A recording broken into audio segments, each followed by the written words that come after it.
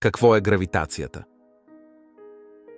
Какво е гравитацията, история, основи и ролята на силата, която държи Вселената заедно? Здравейте и добре дошли! Днес ще изследваме една от най-фундаменталните сили във Вселената – гравитацията. Може би я възприемаме като нещо, което просто съществува, но тя всъщност е много повече от това. Гравитацията е тази мистериозна сила, която държи планетите в орбитите им, кара ябълките да падат от дървото и дори оформя структурата на галактиките. От най-древни времена хората са се опитвали да разберат какво представлява гравитацията и защо съществува. Затова нека започнем от самото начало. Какво всъщност е гравитацията? Гравитацията е тази невидима сила, която привлича обектите един към друг. Представете си как една топка, хвърлена нагоре, винаги се връща на Земята. Това е гравитацията, силата, която ни тегли обратно. Може би сте забелязали, че всички предмети падат на Земята, когато ги изпуснем. Това, което ги привлича, е именно гравитацията. Гравитацията действа навсякъде и на всичко. Тя не е ограничена до Земята. Гравитацията е причината Луната да остане в орбита около Земята, а Земята в орбита около Слънцето. Но какво причинява гравитацията и как работи тя? Това са въпроси, които са обърквали хората в продължение на векове. История на изследванията на гравитацията. Аристотел и древната представа за гравитацията. В Древна Гърция философът Аристотел смятал, че всички тежки обекти се стремят да се върнат към Земята. Според него, тежестта на един обект определя с каква скорост той ще падне. Тежките обекти падат по-бързо, а леките – по-бавно. Тази представа била господстваща дълго време. Галилео Галилей – началото на съвременната физика. Всичко се променя с появата на Галилео Галилей. Той решава да провери дали наистина тежките обекти падат по-бързо. Легендата разказва, че той пуска две топки с различно тегло от наклонената кула в Пиза и открива, че те достигат Земята едновременно. Това показва, че теглото няма значение. Всички обекти падат с еднаква скорост, когато са в свободно падане. Галилео така поставя основите на съвременната физика. Нютон и неговият закон за всеобщото привличане. Истинската революция идва с Исак Нютон, който открива законите на гравитацията. Легендата разказва, че Нютон се замислил за гравитацията, когато видял ябълка да пада от дървото. Той се зачудил, ако ябълката пада на Земята, какво спира Луната да падне също? Това го довело до откритието, че гравитацията действа не само върху Земята, но и във Вселената. Нютон формулирал своя закон за всеобщото привличане. Всяка частица в Вселената привлича всяка друга частица с сила, която е пропорционална на масата им и обратно пропорционална на квадрата на разстоянието между тях. С други думи, колкото по-голяма е масата на обектите и колкото по-близо са те един до друг, толкова по-силна е гравитацията между тях. Айнщайн и общата теория на относителността. Но какво ако ви кажа, че всичко, което знаем за гравитацията, се променя с появата на Алберт Айнщайн? През 20 век Айнщайн представя своята теория на относителността. Според нея, гравитацията не е просто сила, а е изкривяване на времето и пространството, причинено от масата на обектите. Колкото по-голяма е масата, толкова по-голямо е изкривяването. Така гравитацията всъщност е следствие от това огъване на времето и пространството. Как работи гравитацията? Нютоновият модел на гравитацията. Нютон описва гравитацията като сила на привличане между два обекта, пропорционална на техните маси и обратно пропорционална на квадрата на разстоянието между тях. Според него, всяко тяло с маса има способността да привлича друго тяло. Можете да си представите това като невидима нишка, която свързва всяка двойка обекти във Вселената. Изкривяването на време-пространството. Теорията на относителността на Айнщайн. Айнщайн предлага нова и необичайна концепция. Според неговата обща теория на относителността, гравитацията не е сила в класическия смисъл. а по-скоро е резултат от изкривяване на време-пространството, което масивните обекти създават.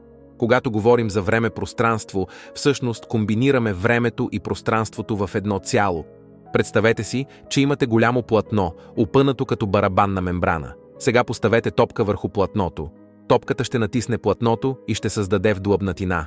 Ако сега търкаляте малка топка покрай голямата, тя ще започне да се движи по вдлъбнатината, привлечена от голямата топка. Точно така масивните обекти като Земята, Слънцето и дори галактиките огъват време-пространството, създавайки път, по който по-малките обекти се движат. Гравитационни вълни – звуците на Вселената. В началото на 2000-та година учените за първи път улавят гравитационни вълни, които са резултат от сблъсъци на масивни обекти като черни дупки и неутронни звезди.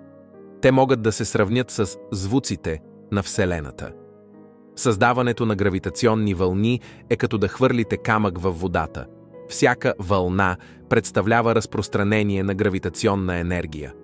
Откриването на тези вълни потвърждава предсказанията на Айнщайн и отваря нови възможности за изучаване на космоса. Ефектът на гравитацията върху Вселената. Формиране на звезди и планети. В началото, след големия взрив, всичко е било разпръснато като облаци от газове и прах. Тези облаци започват да се свиват под действието на гравитацията и създават първите звезди. С времето, облаци от прах и газ около звездите се обединяват и образуват планети. Благодарение на гравитацията, тези планети остават в орбита около звездата си, създавайки планетарни системи като нашата Слънчева система. Черни дупки и гравитационни капани. Една от най-мистериозните прояви на гравитацията са черните дупки. Това са места в Вселената, където гравитацията е толкова силна, че нищо не може да избяга, дори светлината. Черните дупки се образуват, когато масивни звезди се сринат под собствената си тежест. Те са като космически капани, които поглъщат всичко, което се доближи до тях. Но черните дупки не са просто капани, те играят важна роля в еволюцията на галактиките и са ключови за разбирането на най-екстремните условия в Вселената. Орбити и баланс. Гравитацията създава и поддържа орбитите на планетите. Всяка планета в Слънчевата система е хваната в гравитационното поле на Слънцето, което я държи в стабилна орбита. Без гравитацията, планетите просто биха се откъснали и да полетят в космоса. Гравитацията е тази, която осигурява този деликатен баланс, който позволява на планетите и техните спътници да обикалят стабилно около своята звезда. Какво е микрогравитация и как тя влияе на живота? Ако сте гледали как астронавти плават вътре в Международната космическа станция, то вече сте виждали микрогравитация в действие. Въпреки че често казваме, че астронавтите са безтегловни, това не е напълно вярно. Гравитацията все още действа върху тях, но те са в състояние на микрогравитация, изключително слаба гравитация, която позволява на обектите и хората да се носят свободно. Как микрогравитацията влияе на човешкото тяло? Животът в микрогравитация е напълно различен. Астронавтите, които прекарват дълго време в космоса, започват да изпитват множество физически промени. Костите им стават по-крехки, мускулите отслабват, а сърдечно-съдовата система започва да работи по различен начин. Затова на борда на космическата станция астронавтите трябва да спортуват всеки ден, за да поддържат своите кости и мускули в добро състояние. Гравитация на Луната и Марс. На Луната гравитацията е около 1/6 от тази на Земята, а на Марс – около 1/3. Това създава много предизвикателства за бъдещи мисии, тъй като хората ще трябва да се адаптират към по-ниската гравитация. Идеята за колонизация на Марс изисква да разберем как ниската гравитация ще повлияе на дългосрочното здраве и оцеляване на хората. Антигравитация и бъдещето на гравитационните изследвания. Антигравитация – наука или фантастика? Идеята за антигравитация сила, която да противодейства на гравитацията, е основа за много научно-фантастични сюжети. Но дали антигравитацията е възможна в действителност? На този етап нямаме научни доказателства за съществуването на антигравитация. Някои учени обаче изследват концепции, които биха могли да предложат решение в бъдеще.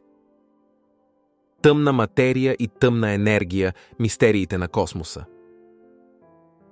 Гравитацията също играе ключова роля в изучаването на тъмната материя и тъмната енергия. Въпреки че не можем да ги видим, учените знаят, че те съществуват, защото предизвикват гравитационни ефекти върху видимата материя. Тъмната материя помага да се задържат галактиките заедно, докато тъмната енергия предизвиква разширяването на Вселената. Гравитация и бъдещи технологии за космически пътувания.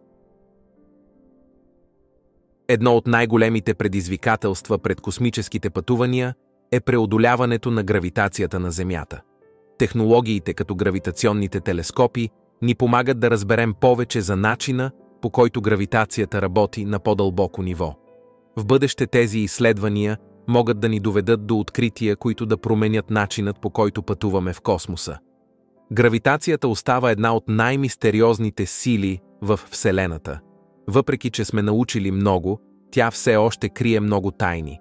Едно е сигурно – без гравитацията нямаше да имаме звезди, планети или галактики, а може би дори нямаше да съществуваме. Надявам се, че тази разходка из света на гравитацията е била толкова вдъхновяваща за вас, колкото е била и за нас. Благодаря ви, че гледахте и не забравяйте да се абонирате за още подобни видеа.